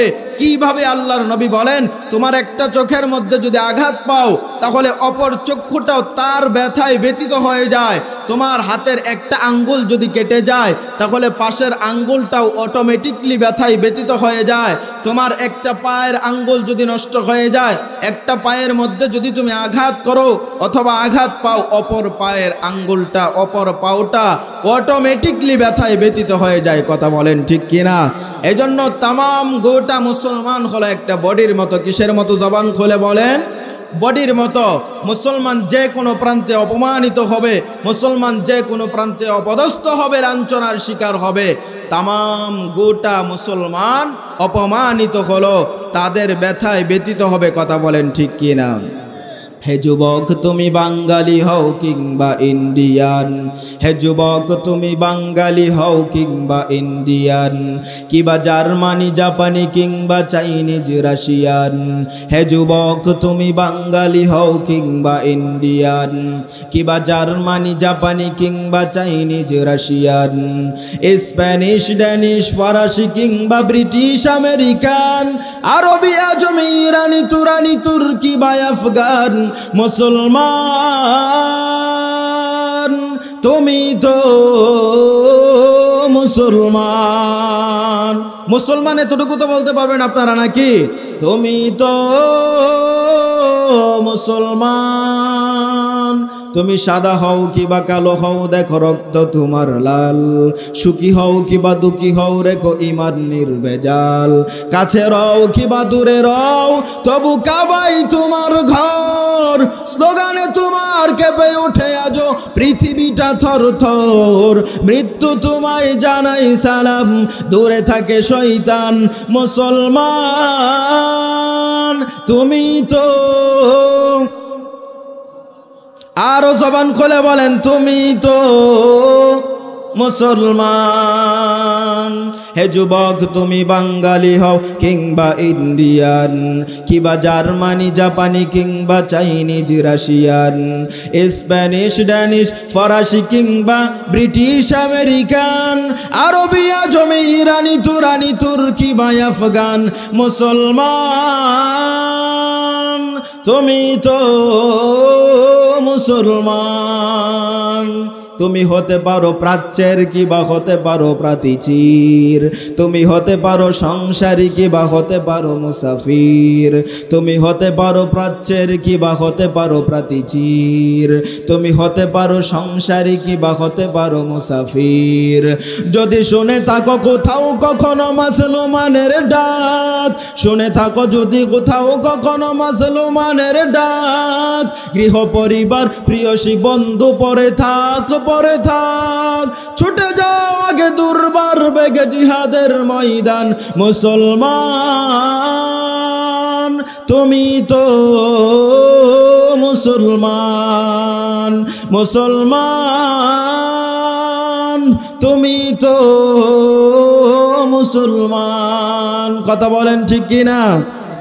বন্ধু তোমার হাত কেটে গেলে ব্যথা হয় কেন বুকে? বন্ধু তোমার পা ভেঙে গেলে জল আসে কেন চোখে? বন্ধু তোমার ভাই মরে গেলে তুমি কাঁদো কোন দুঃখে? বন্ধু তোমার ঘর পুড়ে গেলে ভেঙে পড়ো কোন সুখে? বলবে আমায় পাগল তুমি, বোঝো না সহজ কথা। যে কোনো অঙ্গে আঘাত করিলে সারা দেহ করে ব্যথা। শিরায় শিরায় রক্ত দাঁড়ায় মিশে যায় যন্ত্রণায়। শিরায় শিরায় রক্ত দাঁড়ায় মিশে যায় যন্ত্রণায়। প্রকৃতির এই শাসক বিধান তুমি কেন বুঝলে না? ওগো বন্ধু আমার, ওগো বন্ধু আমার, তাহলে এবার আসল কথাটা শুনো। সারা দুনিয়ার মুসলমানের ভেদাভেদ নাই কোনো।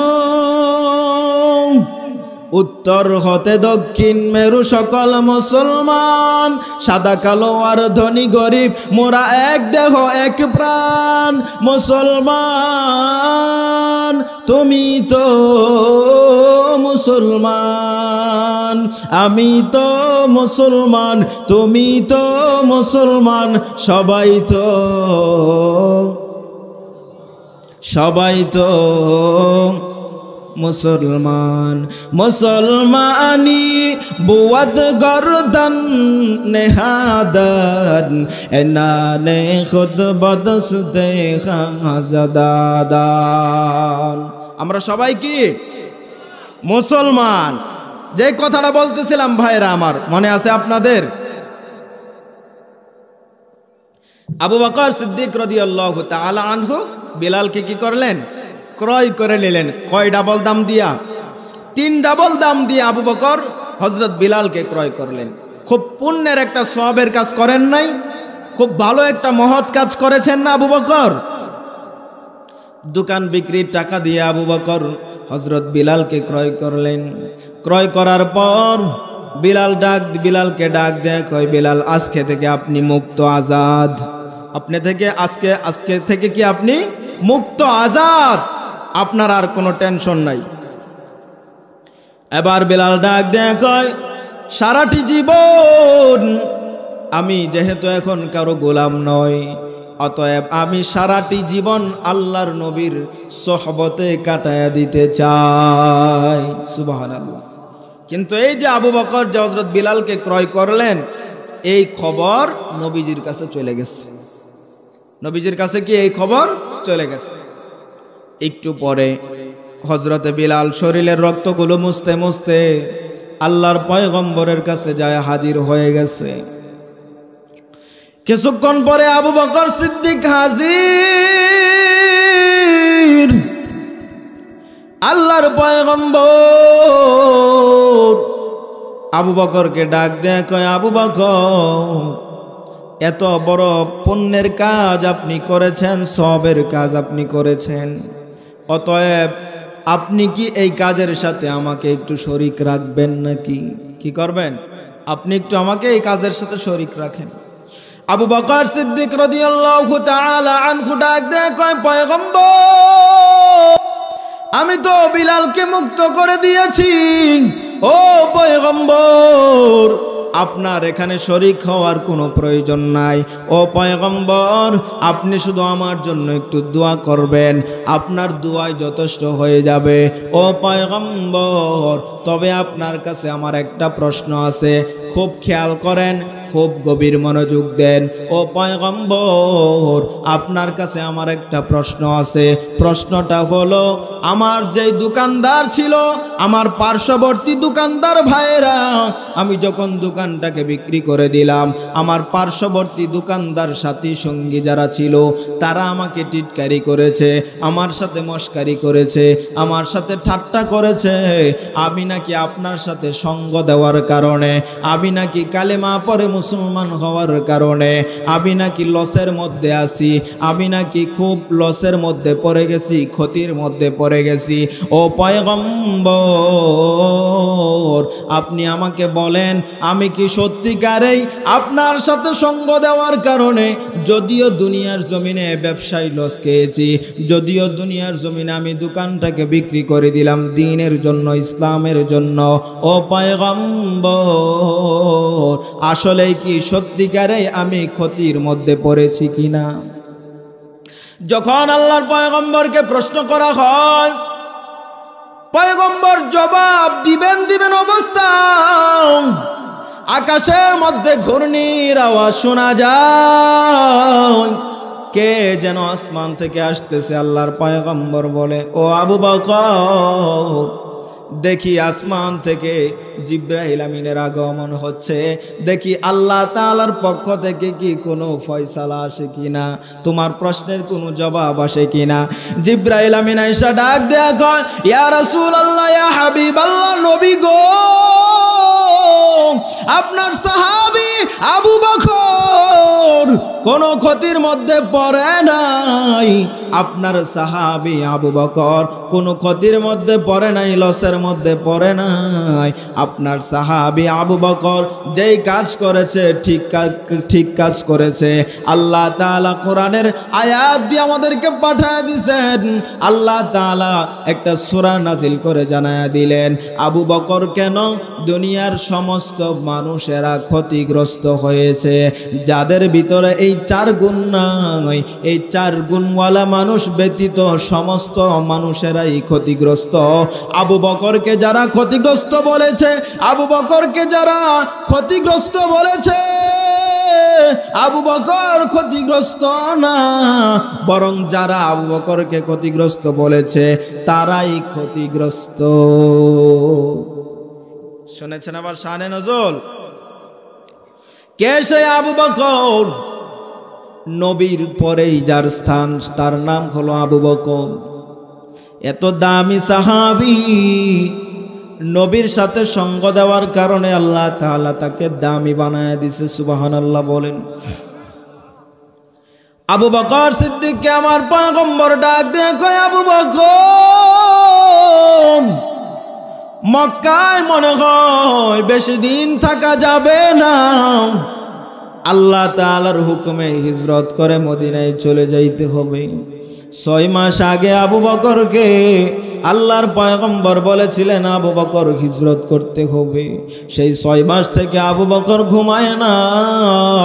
হিজরতের রাত্রিতে পয়গম্বর যখন আবু বকরের দরজায় যায় হাজির হয়ে গেছে, আবু বকরের দরজায় টোকা দিতে দেরি হয়, আবু বকর সাথে সাথে দরজা খুলতে দেরি করে না। মায়ার নবী ডাক দেয় কয়, আবু বকর, আপনি কি ঘুমান না? আবু বকর ডাক দেয়া কয় পয়গম্বর, আপনি যেই দিন থেকে আমাকে বলেছেন হিজরত করতে হবে, আমি আবু বকর সেই দিন থেকে আমার পিঠটাকে বিছানার মধ্যে লাগাই না।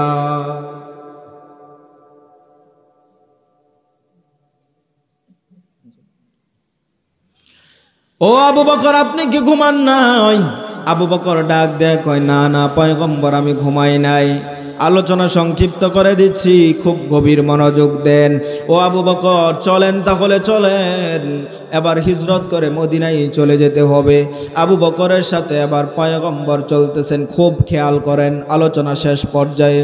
একবার আবু বকর ডানে যায়, আবার আবু বকর বামে যায়, একবার আবু বকর সামনে যায়, একবার আবু বকর পিছনে যায়। পয়গম্বর ডাক দেয় কই আবু বকর, আপনি কেন এমন করতেছেন? হিজরতের সময়, এখন আমরা যাওয়ার সময় রাস্তার মধ্যে আপনি একবার ডানে যান, একবার আপনি বামে যান, একবার আপনি সামনের দিকে যান, একবার আপনি পিছনের দিকে যান, কেন এমন করতেছেন? আবু বকর ডাক দেয় কয় পয়গম্বর, আমার যখন মনে হয় ডান দিক থেকে শত্রু আক্রমণ করতেছে, আমি সাথে সাথে ডান দিকে চলে যাই। একবার যখন মনে হয় শত্রু সামনের দিকে অগ্রসর হচ্ছে, তখন আমি সামনে চলে যাই। যখন মনে হয় বাম দিক থেকে মনে হয় আক্রমণ আসতেছে, আমি আবু বকর আপনার বামে চলে যাই। যখন মনে হয় আপনার পিছন থেকে আক্রমণ আসছে, আমি আবু বকর সাথে সাথে বামে চলে যাই। ও পয়গম্বর, আমি আবু বকর আপনার সাথে থাকা অবস্থায় আপনার শরীরের মধ্যে একটা টুকা পড়তে দিব না। আপনার শরীরের মধ্যে কোনো আঘাত পড়লে আমি আবু বকর নিজেকে কোনোদিন ক্ষমা করতে পারবো না। যখন আস্তে আস্তে চলে গেলেন, গারে সৌরের মধ্যে যখন গেলেন, আবু বকর সিদ্দিক পয়গম্বরকে নিয়ে সেই উঁচু পাহাড়ের মধ্যে উঠলেন। উঠার পরে আল্লাহর পয়গম্বর ক্লান্ত হয়ে গেলেন। আবু বকরকে ডাক দিয়ে কয় আবু বকর, এই গুহার মধ্যে আমাদেরকে অবস্থান করতে হবে। আবু বকর সিদ্দিক ডাক দিয়ে কয় পয়গম্বর, আপনি আগে গুহার মধ্যে প্রবেশ করবেন না, আমি আগে গুহার মধ্যে প্রবেশ করি, তারপরে আপনি প্রবেশ করবেন। আমি আরামগাহ তৈরি করার পরে আপনি এখানে প্রবেশ করবেন। আবু বকর প্রবেশ করার পর আবু বকর সিদ্দিক রাদিয়াল্লাহু তাআলা আনহু গুহাটাকে পরিষ্কার করলেন। পরিষ্কার করার পর অনেকগুলো ছিদ্র দেখা যায়। আবু বকরের পাগড়ি টুকরো টুকরো টুকরো টুকরো করে সেই ছিদ্রগুলো একে একে সবগুলো বন্ধ করে দিলেন। একটা মাত্র ছিদ্র বন্ধ করতে পারেন না, আবু বকরের পাও দিয়া ছিদ্রটাকে আটকায়া আবু বকর সিদ্দিকের উরু মুবারকে উরুটাকে বালিশ বানায়া পয়গম্বরকে ডাক দিলেন, পয়গম্বর আপনার আরামগাহ তৈয়ার হয়ে গেছে, আপনি আবার ভিতরে প্রবেশ করেন। আল্লাহর পয়গম্বর ভিতরে যখন প্রবেশ করলেন, আবু বকরের উরুতের উপরে আল্লাহর পয়গম্বর শুয়া পয়গম্বর ঘুমায় গেলেন। আর হযরতে আবু বকর সিদ্দিক আমার পয়গম্বরের চেহারা মুবারক নজর দিয়া তাকায়া তাকায়া দেখতেছে। বলেন সুবহানাল্লাহ। আজাইবুল মাখলুকাতের ভিতরে লিখে পয়গম্বর যখন ঘুমায়া যায়, আবু বকর মায়ার নবীজির চেহারা দেখতেছেন। হঠাৎ করে পায়ের মধ্যে সাপে কামড় দিছে। সাপের কামড়ের কারণে আবু বকরের চেহারাটা নীল হয়ে গেছে। ব্যথা সহ্য করতে না পেরে আবু বকরের চক্ষু দিয়া পানি 2 ফোঁটা টলমল করে নবীজির গাল মুবারকের উপরে পড়ে গেছে। নবী আমার ঘুম ভেঙে যায়। আবু বকরকে ডাক দেয়া কয়, আবু বকর আপনি কেন কান্না করতেছেন? বাড়ির কথা মনে হয়েছে কিনা? আপনার সন্তানের কথা মনে হয়েছে কিনা? আবু বকর ডাক দেয়া কয়, পয়গম্বর না না, বাড়ির কথা মনে হয় নাই, কারো কথা মনে হয় নাই। ও পয়গম্বর, মনে হয় আমার পায়ের মধ্যে বিষাক্ত কোনো সাপে কামড় দিচ্ছে। আল্লাহর পয়গম্বর বলেন, তাড়াতাড়ি পাউটাকে সরাও। পাউটাকে সরায় দেখে আবু বকরকে সাপ কামড় দিয়েছে। আজাইবুল মাখলুকাত লিখে আবু বকরের পায়ের মধ্যে আল্লাহর পয়গম্বরের লালা মুবারক যখন লাগায় দিছে, আবু বকরের লালা মুবারক যখন পয়গম্বরের লালা মুবারক আবু বকরের পায়ের মধ্যে লাগাইছে, লাগাইতে দেরি হয়, সাথে সাথে সাপের বিষ পানি হতে দেরি হয় না। এবার যখন পয়গম্বরের সাহাবী আবু বকর পাওটাকে সরায় নিলেন, ভিতর থেকে বড় একটা সাপ বেরিয়ে আসছে। আল্লাহ তাআলার কুদরতের কারিশমা, পয়গম্বর শাসনের ধমকে সাপটাকে ডাক দিয়ে বলতেছেন, রে জালেম, তুই আমার আবু বকরকে কেন কামড় দিলি? আমার আবু বকরকে কেন কামড় দিলি? সাপের জবান আমার আল্লাহ তাআলা খুলে দিয়েছেন।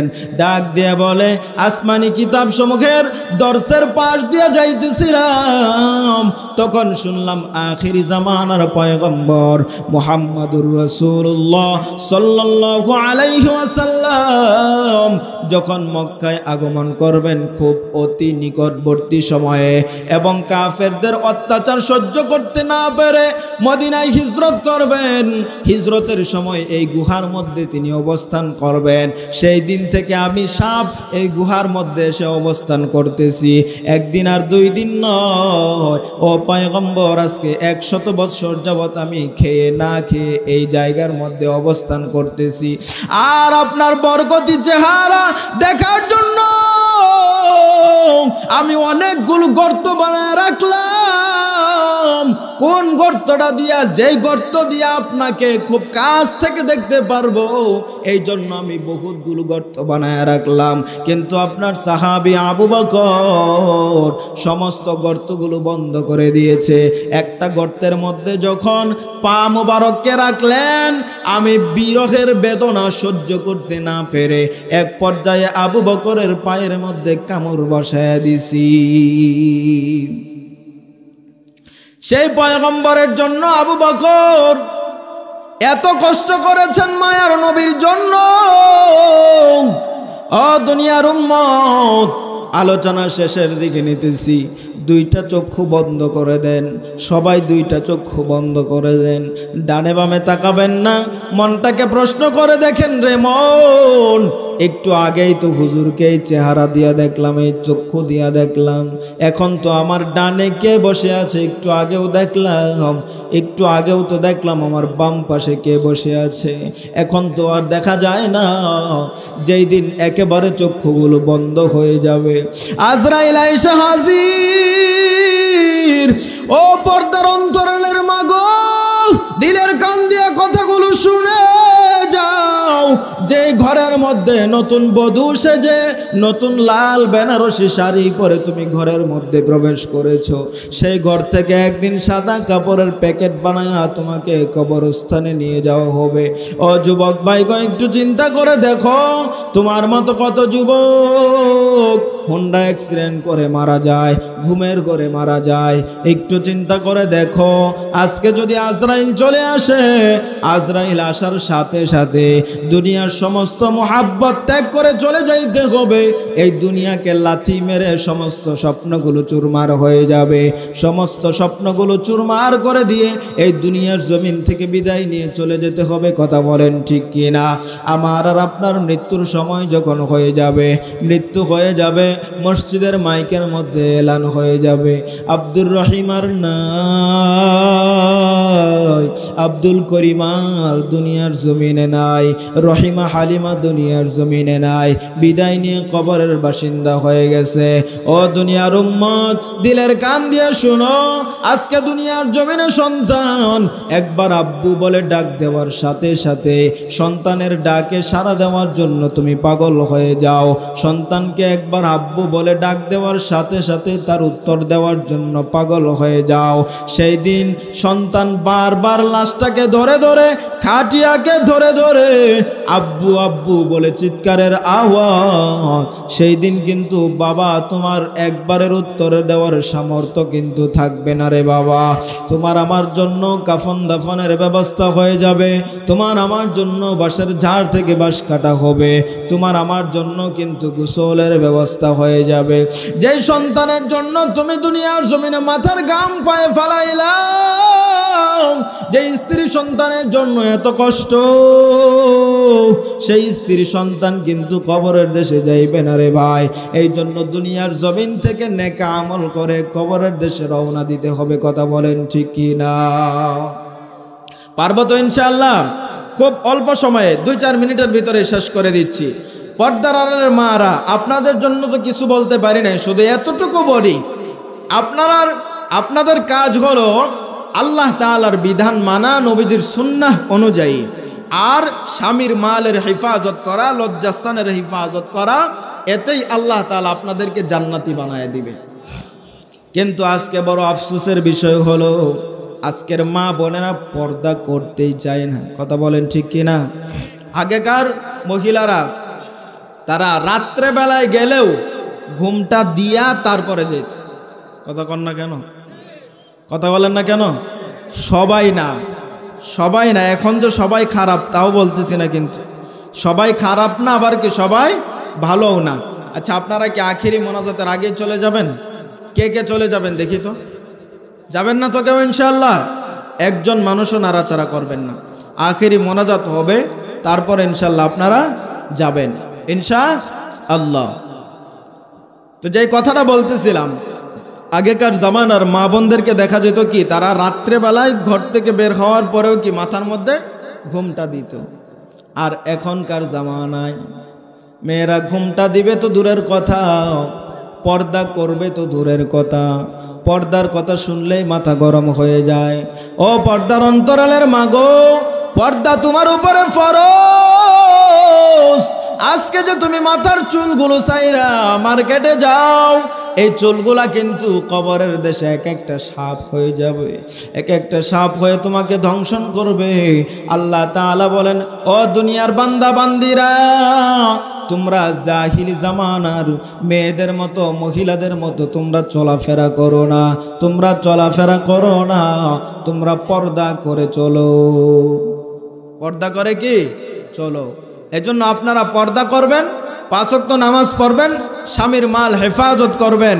আল্লাহ তাআলা এতেই আপনাদেরকে জান্নাত দিয়ে দিবেন ইনশাআল্লাহ। আবার কিছু কিছু ফ্যাশনওয়ালা মাইয়া আছে না যুবক ভাইয়েরা? কথা কও ঠিক কিনা? এখন বুড়া মানুষের ওয়াজ না, এখন যুবকদের ওয়াজ চলতেছে। তো যুবকরা কি হেগুলার লাগে পাগল? আরে ভাই, হেগুলার লাগে পাগল হলে হইতো না। তুমি তোমার নিজের চরিত্রকে হিফাজত করো। আল্লাহ তাআলা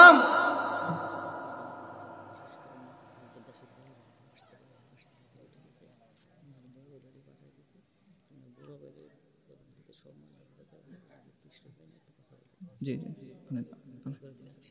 ঠিক আছে। তো যে কথাটা বলতেছিলাম, যুবক ভাইয়েরা, তোমরা তোমাদের নিজেদের চরিত্রকে হিফাজতে রাখবা। আল্লাহ তাআলা তোমার কপালেও ঠিক এমনি ভাবে চরিত্রবান মেয়েকে আল্লাহ তাআলা মিলাই দিবে। কথা বলেন ঠিক কিনা? এজন্য এই সমস্ত আলতু ফালতু আর যে সমস্ত মাইয়ারা এই চেহারার মধ্যে ওই যে সাদা কালা কি কি জানি লাগায়, মা বোনেরা অনেক সময় কি একটু কষ্ট পাইতে পারে, কিন্তু কষ্ট না। আমি একটা সঙ্গীত গায়ে শেষ করে দেই মা বোনদেরকে নিয়ে, সবার জন্য না, কিন্তু যে মেয়েগুলা মাথার চুল ছেড়ে রাস্তাঘাটে মার্কেটেতে ঘোরাফেরা করে তাদের জন্য এই সঙ্গীতটা গাচ্ছি। আর যুবকরা তো তাদের দিকে তাকায় হা করে তাকায় থাকে। যুবক, তুমি তোমার চোখের হিফাজত করো, আল্লাহ তাআলা চরিত্রবান তোমার কপালে মিলায় দিবে। যেই মেয়েটা রাস্তাঘাটে মাথায় কাপড় নাই, যেই মেয়েটা রাস্তাঘাটে মাথায় কাপড় নাই, বুঝতে হবে সেই মেয়েটার লজ্জা শরম নাই, বুঝতে হবে সেই মেয়েটার লজ্জা শরম নাই। কথা বলো যুবক ভাইয়েরা, না হলে গাবো না। কথা বলেন। যেই মেয়েটার রাস্তাঘাটে মাথায় কাপড় নাই, যেই মেয়েটার রাস্তাঘাটে মাথায় কাপড় নাই, বুঝতে হবে সেই মেয়েটার লজ্জা শরম নাই, বুঝতে হবে সেই মেয়েটার লজ্জা শরম নাই। কিছু মেয়ে নিজের শরীর পার্কেও দেখায়, কিছু মেয়ে নিজের শরীর মার্কেটেও দেখায়। লজ্জা না থাকিলে কি আর লজ্জা দেওয়া যায়, লজ্জা না থাকিলে কি আর লজ্জা দেওয়া যায়। কিছু মেয়ে ঠোঁটে মুখে লাগায় কত রং, বাসে উঠে মার্কেটেতে দেখায় কত ঢং, আছে না নাই? কিছু মেয়ে ঠোঁটে মুখে লাগায় কত রং, রাস্তাঘাটে মার্কেটেতে দেখায় কত ঢং, তাদের দেখে যুবকেরা আর চোখে তাকায়, তাদের দেখে যুবকেরা বারবার তাকায়। লজ্জা না থাকিলে কি আর লজ্জা দেওয়া যায়, লজ্জা না থাকিলে কি আর লজ্জা দেওয়া যায়। যেই মেয়েটা পোশাক পরে পাখি কিরণ মালা, মরার পরে বুঝবে তুমি মালার কি যে জ্বালা। যেই মেয়েটা পোশাক পরে পাখি কিরণ মালা, মরার পরে বুঝবা তুমি মালার কি যে জ্বালা। সেদিন শুধু কাঁদবে তুমি, সেদিন শুধু কাঁদবে তুমি, করিবে হাই হাই। লজ্জা না থাকিলে কি আর লজ্জা দেওয়া যায়, লজ্জা না থাকিলে কি আর লজ্জা দেওয়া যায়। এজন্য যে সমস্ত মেয়েরা রাস্তাঘাটে মার্কেটেতে চুল ছাইরা অশ্লীলভাবে বেপর্দা অবস্থায় চলাফেরা করবে, তাদের দিকে যুবকেরা তাকাইবা না, হাত তুলে দেখাও। হাত তোলো, হাত তোলো, হাত তোলো, ইনশাল্লাহ নিয়ত করো, ইনশাআল্লাহ। পর্দার আড়ালের মা বোনেরা, আপনাদের সবাইকে কিন্তু বলি নাই, বলছি কিছু মেয়ে, সবাই ভালোও না আবার সবাই খারাপও না, মানে কষ্ট নেবেন না, কথা দীর্ঘায়িত হয়ে যাচ্ছে। যে কথাগুলো বললাম, আল্লাহ তাআলা আমাদের সকলকে আমলের তৌফিক দান করে দেন। সকলে বলেন আমিন।